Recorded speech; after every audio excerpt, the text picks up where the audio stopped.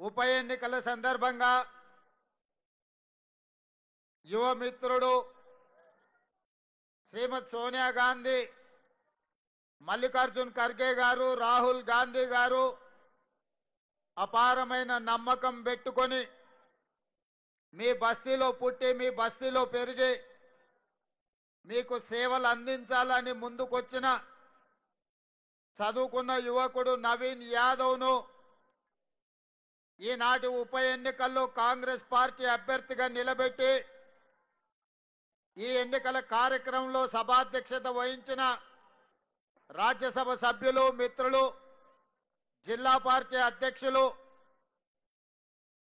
అనిల్ కుమార్ యాదవ్ గారు ఈ కార్యక్రమాన్ని ఏర్పాటు చేసి ఈ ప్రాంత కార్పొరేటర్ మీ అభిమాన నాయకుడు బాబా ఫసియుద్దీన్, అదే విధంగా ఈ కార్యక్రమానికి ముఖ్య అతిథులుగా పిసిసి అధ్యక్షులు మహేష్ కుమార్ గౌడ్ గారిని, అదే విధంగా మంత్రివర్గ సహచర సభ్యులు 2023 ఎన్నికల సందర్భంగా మీ అభిమానాన్ని గెలుచుకోవాలని ఎన్నికల్లో నిలబడితే ఆనాడు మీకందరికి ఒక మాట ఇచ్చిన అజరుద్దీన్ గారిని గెలిపించండి, మంత్రిని వేసి మీ ముందు నిలబెడతా అని. కానీ సమయం సరిపోకపోవడం వల్ల, కొన్ని సమస్యల్ని అధిగమించలేకపోవడం వల్ల అజరుద్దీన్ గారు ఆనాడు ఓడిపోయినా మీకిచ్చిన మాట ప్రకారం ఇవాళ మహమ్మద్ అజరుద్దీన్ గారిని ఈరోజు రాష్ట్ర మంత్రివర్గంలో మంత్రిగా ఈరోజు బాధ్యత తీసుకొని జూబ్లీ హిల్స్ ప్రజలకు ఇచ్చిన మాట ప్రకారం ఈనాడు వారు మంత్రిగా వచ్చి మీ ముందు నిలబడ్డారు. మిత్రులారా, ఇవాళ బీఆర్ఎస్ వాళ్ళు ఆటోలలో తిరుగుతున్నారు. 2023 ఎన్నికల సందర్భంగా తెలంగాణ ప్రజలు ముఖ్యంగా గ్రామీణ ప్రాంతాలలో, తండాలలో, గూడాలలో, మారుమూల పల్లెల్లో విద్యార్థులు, నిరుద్యోగ యువకులు, అమరవీరుల కుటుంబాలు, రైతులు, మహిళలందరూ కలిసి ఇక ఈ కారు మనకు వనికిరాదు, ఈ కారు అనుము చెడ్డది, దీన్ని వర్క్ షాప్లకు పంపించాలి, మెకానిక్ షెడ్లకు పంపాలి అని మెకానిక్ షెడ్లు పెట్టి టైర్లు వీకి రాళ్లు పెట్టి నిలబెట్టిరు. ఇవాళ తిరగనికే కారు షెడ్ పోయిందని బిల్లా రంగాలు ఇద్దరు ఇవాళ జూబ్లీ హిల్స్ ప్రాంతంలో ఆటోలల్లో తిరిగి మళ్ళా మీ ముందల నాటకాలు మొదలు పెట్టిండ్రు. ఇవాళ వాళ్ళు జూబ్లీ హిల్స్ లో ఇప్పుడే కొత్తగా సమస్యలు వచ్చినట్టు, ఇప్పుడే ఈ సమస్యలు ఉన్నట్టు ఈ ప్రాంత ప్రజల్ని మభ్యపెట్టే ప్రయత్నం చేస్తున్నారు. అదేవిధంగా ఉప ఎన్నికల సందర్భంగా ఈరోజు మాగంటి సునీతమ్మని మీకు చూపించి భర్త చనిపోయిండు, ఆడబిడ్డకి ఎన్నికల్లో ఓటేయండి అని ఈరోజు మిమ్మల్ని అడుగుతున్నారు. నేను ఈ ప్రాంత ప్రజలకు ముఖ్యంగా ఈ పక్కనున్న బస్తీలు ఆనాడు పేదోళ్ల దేవుడు, పేదోళ్ల గుండె ధైర్యం పి జనార్దన్ రెడ్డి గారు 2007 నాడు చచ్చిపోయినప్పుడు, పీజేఆర్ గుండాగి చనిపోయినప్పుడు ఆయన కుటుంబానికి ఏకగ్రీవం ఇయ్యాలి అని ఆనాడు రాజకీయ పార్టీలు ఆలోచన చేసి గతంలో ఉన్న సాంప్రదాయాన్ని కొనసాగించే విధంగా పీజేఆర్ కుటుంబాన్ని ఏకగ్రీవం చెయ్యాలని నిర్ణయం జరిగింది. అందులో భాగంగానే ఆనాడు తెలుగుదేశం పార్టీ పెద్దలు నారా చంద్రబాబు నాయుడు గారు పీజేఆర్ కుటుంబానికి అభ్యర్థిని ఎన్నికల బరిలో పోటీ పెట్టకుండా ఏకగ్రీవంగా ఎన్నిక చెయ్యాలని ఆనాడు తెలుగుదేశం పార్టీ సహకరించి ముందుకు వచ్చింది. ఆనాడు చంద్రబాబు నాయుడు గారు పీజేఆర్ ఈ ప్రాంతానికి అందించిన సేవలను గుర్తించి ఎన్నికలు లేకుండా ఏకగ్రీవంగా ఎమ్మెల్యేను చెయ్యాలంటే చంద్రశేఖరరావు గారు ఎన్నికల బరిలో అభ్యర్థిని నిలబెడితే పీజేఆర్ కుటుంబం కేసీఆర్ ను కలవడానికి ఇంటికి పోతే 3 గంటలు గేటు ముందు నిలబెట్టి ఎర్రటెండలో కల్వకుట్ట వెనక్కి పంపించి ఈ ప్రాంతంలో అభ్యర్థులు చనిపోతే, ఎమ్మెల్యేలు చనిపోతే ఎన్నికలు తీసుకొచ్చిన దుర్మార్గుడే కసాయే కేసీఆర్ అని చెప్పి నేను ఈరోజు చెప్పదలుచుకున్నా. ఆనాడు పీజేఆర్ నీకంటే ముందు ఈ నగర సమస్యల మీద ఈ ప్రాంత సమస్యల మీద ఉమ్మడి రాష్ట్రంలో సమస్యల్ని పరిష్కరించాలని పోరాటాలు చేసిండు. అలాంటి పీజేఆర్ ఈ హైదరాబాద్ నగరానికి వివిధ ప్రాంతాల నుంచి వలస వస్తున్న ఉద్యోగాల కోసం, ఉపాధి కోసం ఈ ప్రాంతానికి వచ్చిన పేదవాళ్లకు నిల్వ నీడ లేకపోతే ఉండడానికి గుడిసె, తాగడానికి నీళ్లను అందించి పేదవాళ్ళను ఆదుకున్న చరిత్ర పి జనార్దన్ రెడ్డి గారికి ఉన్నది. ఈ పక్కన ఉన్న బస్తీలల్లా ఏ తలుపు తట్టినా, ఏ గుండె తట్టినా పీజేఆర్ సహాయం ఏ విధంగా ఉండేనో గక్కడ మా లంబాడ సోదరులు, మా ఆడబిడ్డలు, మా లంబాడి ఆడబిడ్డలు, మా రాములు నాయకునో, మా శంకర్ నాయకునో ఎవరిని అడిగినా చెప్తారు. ఈ ప్రాంతంలో ఈ లంబాడ సోదరులకు ఆనాడు పీజేఆర్ గారు ఏ విధంగా అండగా నిలబడ్డాడు. అలాంటి పీజేఆర్ కుటుంబానికి వ్యతిరేకంగా ఎన్నికల్లో పోటీ పెట్టి ఈనాడు ఎన్నికలలో, ఉప ఎన్నికల్లో సెంటిమెంటును ఈరోజు రాజేయాలని చూస్తున్నారు.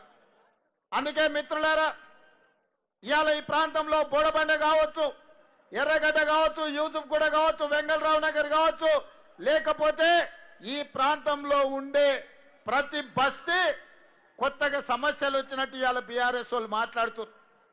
నేను అడగదలుచుకున్న బీఆర్ఎస్ వాళ్ళను, 10 ఏళ్ళు మీరే అధికారంలో ఉన్నారు కదా, 2-3 సార్లు బీఆర్ఎస్ ఎమ్మెల్యేనే జూబ్లీ హిల్స్ నుంచి ఉన్నాడు కదా, కేటీఆర్ 10 ఏళ్ళు మున్సిపల్ మంత్రిగా ఉన్నాడు కదా, కేసీఆర్ గారు 10 ఏళ్ళు ముఖ్యమంత్రిగా ఉన్నాడు కదా, మరి ఈ సమస్యలు పరిష్కారం కాకపోవడానికి, బోడబండలో సీసీ రోడ్లు రాకపోవడానికి, ఈ ప్రాంత ప్రజలకు తాగునీళ్లు లేకపోవడానికి, మీరేసుకున్న గుడిసెల మీద కరెంటు వైర్లు పోవడానికి కారణం బీఆర్ఎస్ దొంగలు కాదా?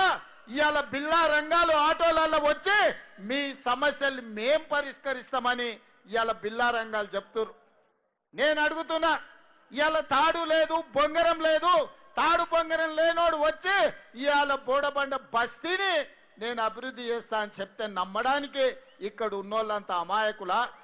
మా పాలమూరోళ్ళు మంచోళ్లే గాని మా పాలమూరోళ్ళు ఏం అమాయకులు కాదు.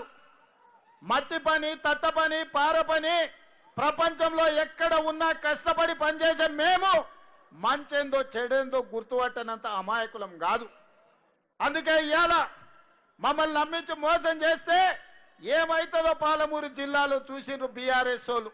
ఈసారి జూబ్లీ హిల్స్ లో చూడబోతున్నారు.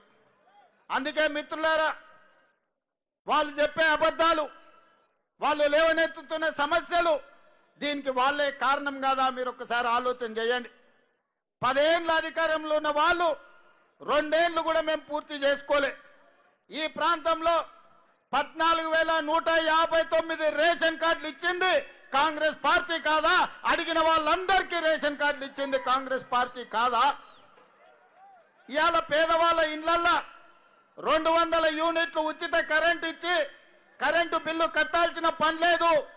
పేదల ఇళ్లల్లో వెలుగులు నింపాలి, పేదోళ్ళ కళ్ళల్లో సంతోషాన్ని చూడాలి అని ఇవాళ ఇందిరమ్మ రాజ్యంలో మీ బస్తీలలో మీ ఇండ్లకు ఉచితంగా కరెంట్ ఇస్తున్న మాట వాస్తవం కాదా? ఇవాళ ఇదే కాదు, ఆనాడు రేషన్ షాపుల్లో దొడ్డు బియ్యం కేసీఆర్ ఇస్తే ఆ దొడ్డు బియ్యము పశువుల దానాకు పంపించేది మా ఆడబిడ్డలు, మా లంబాడి ఆడబిడ్డలు ఈడు ఉన్నారు. ఆనాడు ఎవరన్నా కేసీఆర్ ఇచ్చిన బియ్యం తిన్నారా? మరి ఇవాళ ఇందిరమ్మ రాజ్యంలో మేము సన్న బియ్యం ఇస్తున్నాం. ఇవాళ ప్రతి కుటుంబానికి, ప్రతి మనిషికి 6 కిలోల లాగా సన్న బియ్యం ఇస్తున్నాం. ఇవాళ సన్న బియ్యం అమ్మ తల్లిదండ్రులే కాదు, సంటి పిల్లలకు కూడా ఇవాళ అన్నం పెట్టే పరిస్థితి వచ్చింది. సన్న బియ్యం ఇవాళ మీకు అందరికి వస్తున్నాయా లేదా ఒక్కసారి ఆలోచన చెయ్యండి. దొడ్డు బియ్యం ఇచ్చినాడు, అవి ఎక్కడికో పోయేది. ఇవాళ సన్న బియ్యం ఇస్తే పేదోళ్ళు 4 బుక్కల బువ్వ తింటున్నారు కష్టపడి.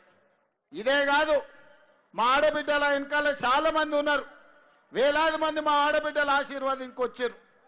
మా ఆడబిడ్డలు పనికి పోవాలన్నా, లేకపోతే పండుగ పూట అమ్మగారింటికి పోవాలన్నా, లేకపోతే అమ్మవారి దర్శనం చేసుకోవాలన్నా, బల్కమ్మపేట ఎల్లమ్మ దర్శించుకోవాలన్నా, లేకపోతే యాదగిరిగుట్ట లక్ష్మీ నరసింహస్వామిని దర్శించుకోవాలన్నా ఇంటాయన కిరాయి పైసలు ఇస్తే తప్ప పోవాలి.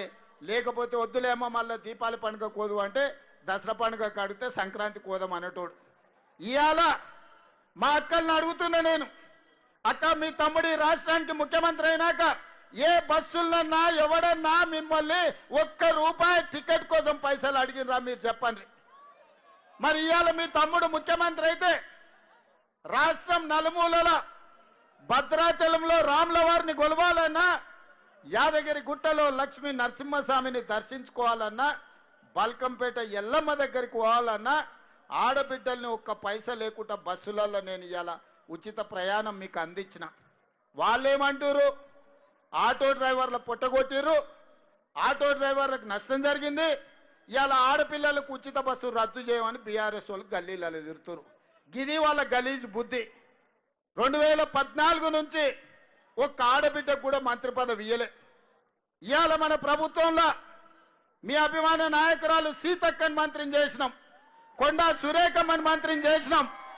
ఇవాళ పెత్తనం మీ చేతిలో పెట్టినాం.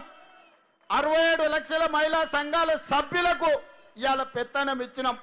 1000 ఆర్టీసీ బస్సులు నడిపే అధికారం మా ఆడబిడ్డలకు ఇచ్చినాం. ఇవాళ జిల్లాలలో పెట్రోల్ బంకులు నడిపే బాధ్యత మీకు ఇచ్చినాం. ఇదే కాదు, హైటెక్ సిటీ పక్కన ₹100 కోట్ల విలువ ఉండే భూమి మీరు తయారు చేసిన ఉత్పత్తులు అమ్మడానికి విప్రో, ఇన్ఫోసిస్